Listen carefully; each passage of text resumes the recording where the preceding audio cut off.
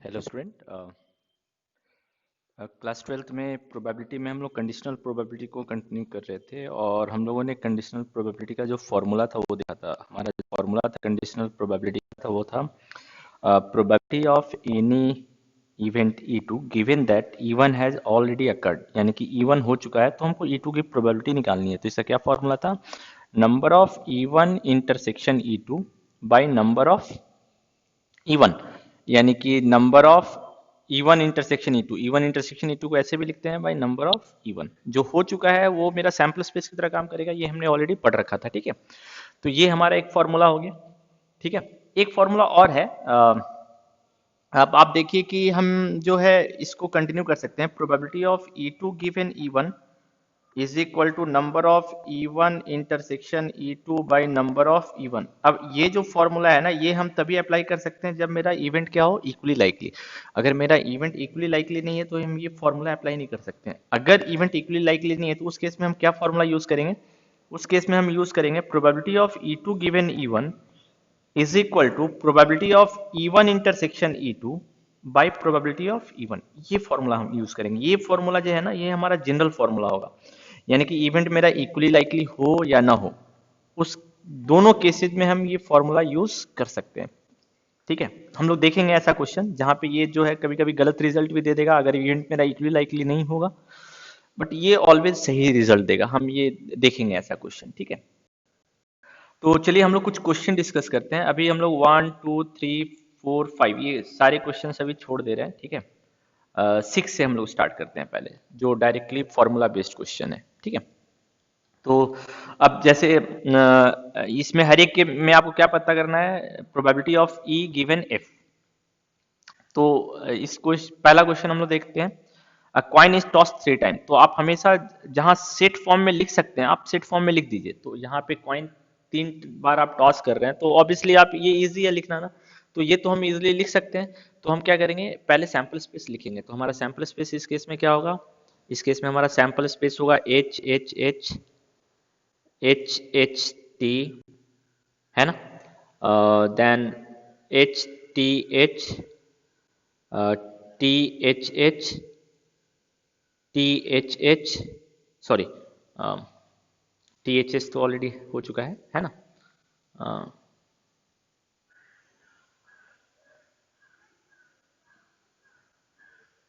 T T H, T H T, H T T and T T T. ये मेरा sample space हो गया, है ना?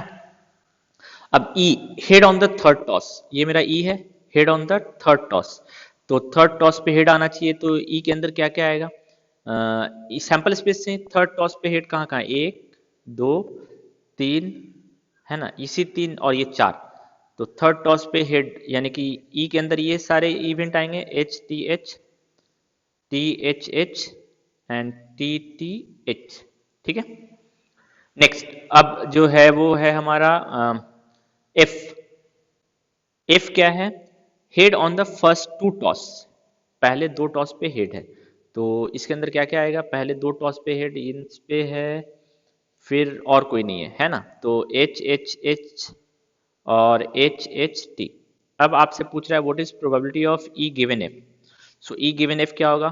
नंबर ऑफ, अब इस केस में देखिए हमारा इवेंट इक्वली लाइकली है तो हम ये फॉर्मूला यूज कर सकते हैं, number of E intersection F by number of F. तो अब फॉर्मूले के हिसाब से आपको पहले क्या पता करना पड़ेगा? E intersection F. तो ई इंटरसेक्शन एफ पता कीजिए। सो ई इंटरसेक्शन एफ क्या होगा? तो दोनों में कॉमन कौन है? एच एच और एच एच टी तो नहीं है, ये कॉमन नहीं है ना? तो एक ही कॉमन है, एच एच एच। तो इसकी प्रोबेबिलिटी क्या होगी? 1 by number of F. F कितना है? 2। सो इसकी प्रोबेबिलिटी कितनी होगी? 1/2। ठीक है, तो सिंपल है ना? अब मेरे ख्याल से आप क्वेश्चन नंबर 1 2 3 इवन 7 भी कर सकते हैं, है ना? आपको स्टेटमेंट समझ के इसको सिर्फ सेट फॉर्म में लिखना है कि सेट में ये क्या आएगा। ठीक है, तो आप अगर ये लिख सकते हैं तो इजी है। सो क्वेश्चन नंबर 7 भी इजी है, 8 भी इस तरह का क्वेश्चन है, 9 भी सेम क्वेश्चन है ना? सो चलिए हम लोग 10 डिस्कस करते हैं, question number 10। So question number 10 क्या बोल रहा है? अब black and red dice are rolled. ठीक है, हमने ब्लैक और रेड डाइस को रोल किया। Find the conditional probability of obtaining a sum greater than 9 given that the black die resulted in a 5। Okay, so क्या है, हम लोग दो डाइस को थ्रो कर रहे हैं, तो सैंपल स्पेस क्या होगा, 1 1 1 2 से लेकर 1 6, है ना।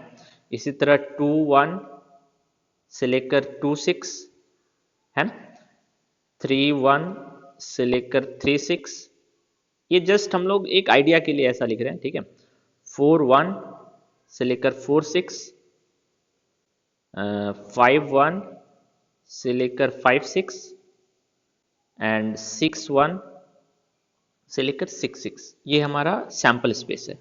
अब क्या बोल रहा है, दो इवेंट है ना। यहाँ पे देखिए इवेंट का नाम नहीं दिया हुआ, तो हम अपने हिसाब से जो हो चुका है उसको E2 मानेंगे, हो गया है उसको E1 मानेंगे, और जो होने वाला है उसको E2 मानेंगे। तो इससे हमको पता चलेगा ना what is the probability of obtaining a sum greater than 9, इसकी प्रोबेबिलिटी निकालनी है। और गिवन क्या है, यानी ये हो चुका है, black die resulted in a 5। तो अब यहाँ पे देखिए दो कलर का डाइस था, तो हम पहले यहाँ पे एज्यूम कर लेंगे कि जो मेरा पहला है वो रेड कलर के डाइस के लिए है, और जो दूसरा है वो मेरा ब्लैक कलर के डाइस के लिए है। तो ये वाला जो है ये मेरा रेड कलर के डाइस के लिए है ना। पहला वाला जो नंबर है, ये जितने भी पहले नंबर हैं ये रेड कलर के डाइस पे आया होगा, और दूसरा वाला जो नंबर आया होगा किस कलर के डाइस पे आया होगा, ब्लैक कलर के डाइस पे आया होगा। तो दो इवेंट है, ठीक है। तो अब दो इवेंट में E2, इसकी प्रोबेबिलिटी निकालनी है गिवन E1। सो E2 क्या है, सम greater than 9, some is greater than 9। और E1 क्या हो चुका है, ब्लैक डाई पे 5 अपीयर हुआ है, 5 appeared on black dice, 5 appeared on black dice. So आपको क्या निकालना है, probability of E1 given E2, sorry E2 given E1। तो इसका फॉर्मूला क्या होगा, number of E1 intersection E2 by number of E1। ये भी इक्वली लाइकली है ना, सारा हर एक के आने की प्रोबेबिलिटी 1/36 है ना। अब आप देखिए कि E2 को आप पहले सेट फॉर्म में लिखिए, E2 सेट फॉर्म में क्या आएगा, सम ग्रेटर देन 9। तो ग्रेटर देन 9 सम कहां तक होगा, अब आप देखिए कि 6 6, 5 6, इसके आगे क्या है 6 5, ये भी है ना। 5 6, ये क्या है आपका 5 5, ये भी है ना। और यहाँ पे क्या है 4 5, है ना। तो अब आप देखिए इसी लाइन में होगा 6 6 5 5 5 5 5 6 5 4 6 6 4 होगा, है ना। 3 6 नहीं होगा, 2 6 नहीं होगा। तो क्या आएगा इसके अंदर, E2 के अंदर अगर आप ऑब्जर्व करेंगे 4 6, 3 तो नहीं आ सकता है, 3 अगर है तो दूसरा 6 होगा, सम एग्जैक्टली 9 के बराबर हो सकता है, 4 6 या 6 4, है ना। और क्या आ सकता है, अब 4 है 5 कर दीजिए, 5 6 तो 6 5। और क्या आ सकता है, 5 है 6, 6 है तो एक ही पॉसिबिलिटी है 6 6 की। तो टोटल E2 के अंदर हो गए 1 2 3 4 5, 5 हो गए, है ना। E1 आप पता कीजिए, E1 में क्या आएगा, 5 appeared on black dice। तो सेकंड वाले पोजीशन पे 5 आया है, तो सेकंड वाले पोजीशन पे 5 आया है, तो इसका मतलब क्या आएगा आपका 1 5 2 5 से लेकर 6 5, इसके अलावा और कुछ नहीं आ सकता है ना। क्योंकि सेकंड पोजीशन पे आपका 5 आना चाहिए ब्लैक, क्योंकि सेकंड पोजीशन हमने मान रखा है ब्लैक। तो अब हमको क्या निकालना है, probability of E2 intersection E2 given E1। तो हम सबसे पहले E2 E1 इंटरसेक्शन E2 निकालते हैं। तो दोनों में कॉमन क्या है, दोनों में कॉमन 6,5 ही है, इसके अलावा और कोई कॉमन है ही नहीं, है ना। ये आप इजिली देख सकते हैं। So what is the probability of E2 given E1। So number of E1 intersection E2 कितना है, 1 by number of E1, number of E1 कितना है, नंबर ऑफ E1 आप ऑब्जर्व कीजिए 6 है, सो 1/6। सो ये जो सेट वाला क्वेश्चन है वो तो इजी है, क्योंकि आपको सिंपली सेट फॉर्म में लिखना है, फिर नंबर काउंट करना है, इंटरसेक्शन पता करना है। तो जो आपका ये सारे क्वेश्चंस है, ये सारा क्वेश्चन जो है वो आप सॉल्व कर सकते हैं। अब जो है 11 नंबर अभी हम नहीं बनाएंगे, 11 नंबर हम लोग बाद में बनाएंगे, क्योंकि अभी हमने इसका कॉन्सेप्ट नहीं पढ़ा है। 12 नंबर सिमिलरली सॉल्व हो जाएगा। हम लोग 30 नंबर पे आते हैं, क्योंकि 30 नंबर जो है हमने अभी तक ऐसा क्वेश्चन नहीं देखा जिसमें सेट नहीं लिखेंगे, फिर भी हम लोग पता कर सकते हैं, ठीक है। तो हम लोग जो है वो क्वेश्चन नंबर 13, है ना। क्वेश्चन नंबर 13 हम लोग अभी स्टडी करते हैं। ठीक है, ये इजी रहेगा क्योंकि 13 थोड़ा सा अलग क्वेश्चन है हम लोग का। Okay, so now we will start with question number 13। So question number 13 देखते हैं हम लोग। सो 13 क्या बोल रहा है? 13 बोल रहा है कि N instructor has consist of question bank consist of 300 easy 300 easy true false question, है ना। 300 इजी ट्रू फॉल्स क्वेश्चन और क्या है? 200, 200 ही है ना, 200, यस 200 ही है।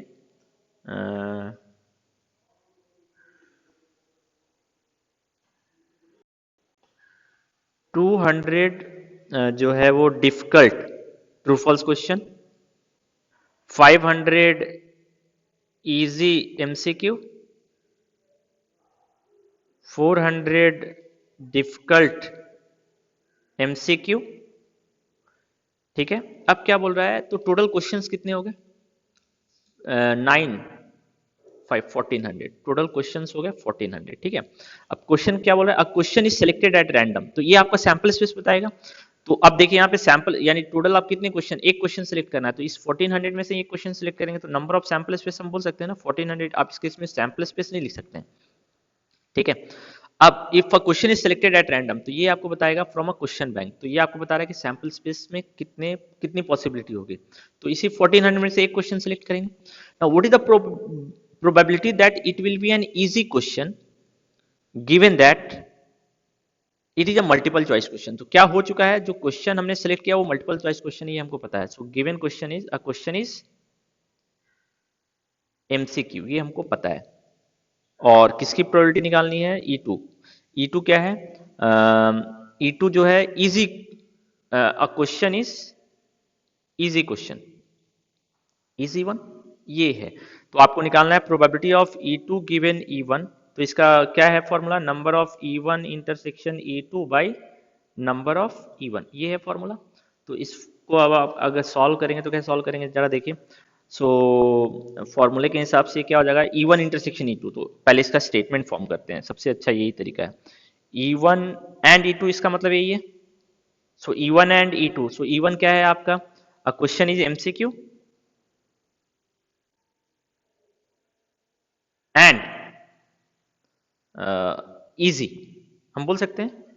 सो इजी एमसीक्यू क्वेश्चन, तो इजी एमसीक्यू क्वेश्चन कितना है? Number of E1 intersection E2, यही होगा easy MCQ question.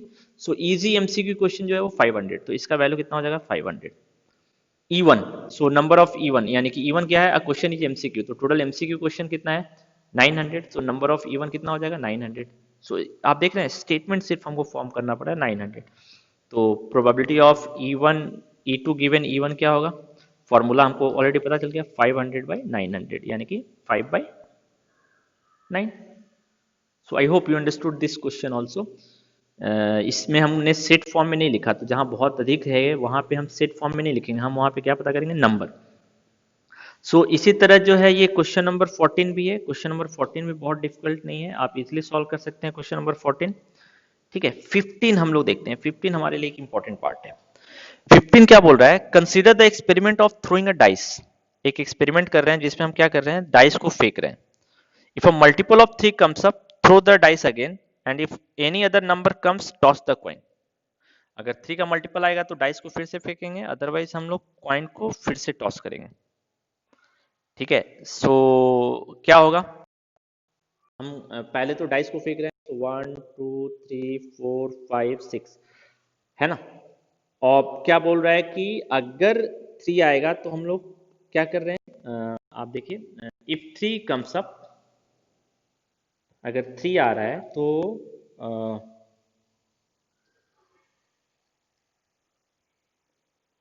Okay, so if 3 multiple of 3 comes, throw the dice again, and if any other number comes, toss the coin. So 3 के multiple में हम लोग क्या कर रहे हैं? डाइस को फेंक रहे हैं। तो 3 के मल्टीपल में डाइस को फिर से फेंकेंगे, इसका मतलब इसके साथ क्या आ सकता है? इसके साथ आ सकता है 1 से लेकर 6 तक का नंबर, है ना। इसके साथ भी यही 3 का मल्टीपल है, 1 से लेकर 6, 2 भी आएगा, 3 मैं वो सारा नहीं लिख रहा हूँ। और अदरवाइज आपको क्या करना है, टॉस करना है कॉइन को, यानी हेड टेल, इसके साथ भी हेड टेल, इसके साथ भी हेड टेल, इसके साथ भी हेड टेल। तो अब आप देखिए ये इक्वली लाइकली का केस नहीं है, क्यों? इक्वली लाइकली का क्यों केस नहीं है? इन सब की प्रोबेबिलिटी तो 1/6 है।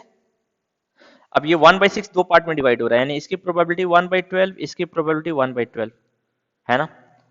तो 1h 1t 1/12, इसकी प्रोबेबिलिटी कितनी होगी? 1 बाई, क्योंकि 1/6 6 इक्वल पार्ट में डिवाइड हो रहा है, 1/36। तो सैंपल स्पेस तो आपको पता चल गया, 1h 1t 2h 2t 3 1 है ना, से 3 2 से लेकर 3 6, फिर 4h 4t 5h 5t, फिर 6 1 से लेकर 6 6। ये हमारा सैंपल स्पेस है और ये इक्वली लाइकली नहीं है। तो यहाँ पे है जो है ना नंबर वाला फॉर्मूला हम लोग देखेंगे अप्लाई। इस केस में तो मेरे ख्याल से आ जाएगा, देखते हैं हम लोग, है ना। अब आपसे क्या पूछ रहा है, इवेंट क्या है इस केस में? क्या है, find the conditional probability of event the coin shows a tail, coin tail show कर रहा है, और गिवन क्या है, एटलीस्ट 1 डाइस शोज अ 3, कम से कम एक डाइस 3 शो करे। तो E1 हो जाएगा एक डाइस 3 शो करे, और E2 हो जाएगा क्वाइन पे टेल आए, है ना। E1 हो गया मेरा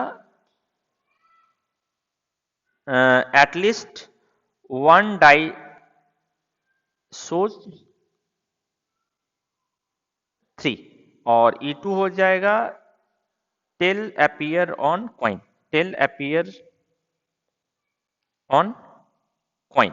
ये मेरा क्या हो जाएगा, E2। तो आपको किसकी प्रोबेबिलिटी निकालनी है, probability of E2 given E1। सो क्या होगा फॉर्मूला, इस केस में हम जो है ना ये फॉर्मूला यूज करेंगे, probability of E1 intersection E2 bye probability of E1, ठीक है। सो E1 इंटरसेक्शन E2, तो पहले E1 इंटरसेक्शन E2 देखते हैं। सो E1 में क्या क्या आएगा वो निकालिए, 1 डाइस सोच 3, तो क्या आएगा 3 1, कम से कम एक, तो 3 1 से लेकर 3 6 ये आएगा, और एक और आएगा 3 3 भी आएगा, 6 3 है ना, 6 3 में भी 3 आ रहा है ना। तो टोटल 7 हो जाएंगे number of E1। Number of E2 कितना होगा, E2 क्या आएगा वो देखिए, E2 आएगा आपका tail appear on the coin, so 1t 2t 4t 5t। अब दोनों में इंटरसेक्शन क्या है, E1 इंटरसेक्शन E2, सो E1 इंटरसेक्शन E2 आपका 5 है, तो इसकी प्रोबेबिलिटी भी कितनी हो जाएगी, इसकी प्रोबेबिलिटी 0। तो इसमें हमको देखिए कुछ नहीं निकालना पड़ा, हम डायरेक्ट बोल सकते हैं इसका जो आंसर होगा वो 0 होगा, ठीक है। सो मेरे ख्याल से ये क्वेश्चन आपको समझ में आया होगा कि हम कैसे इसको सॉल्व कर रहे हैं, ठीक है। ध्यान रखिएगा जब भी इक्वली लाइकली इवेंट नहीं है तो हम जो है ये फॉर्मूला यूज करेंगे, नंबर वाला फॉर्मूला यूज नहीं करेंगे, इस चीज को आप थोड़ा सा ध्यान रखिएगा, ठीक है। तो हम लोग अभी पहले यहाँ तक कंप्लीट करते हैं, आप थोड़ा सा इन सारे क्वेश्चंस को बनाइए, फिर हम लोग नेक्स्ट क्लास में जो है इसी एक्सरसाइज में, फर्स्ट एक्सरसाइज में कुछ और भी कॉन्सेप्ट देखेंगे।